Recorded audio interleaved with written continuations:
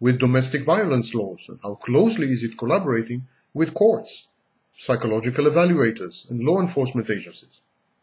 Is recidivism among abusers tracked and discouraged? Does the shelter have a good reputation?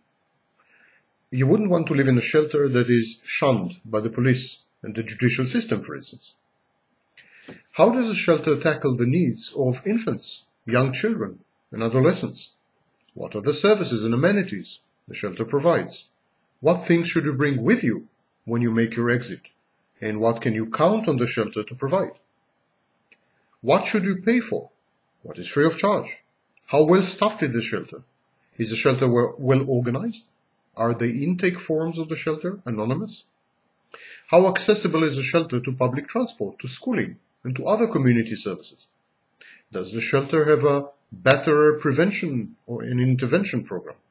Does it have a workshop or a women's support group? In other words, does the shelter provide counseling for abusers as well as ongoing succor for their victims? Are the programs run only by volunteers, laymen, peers?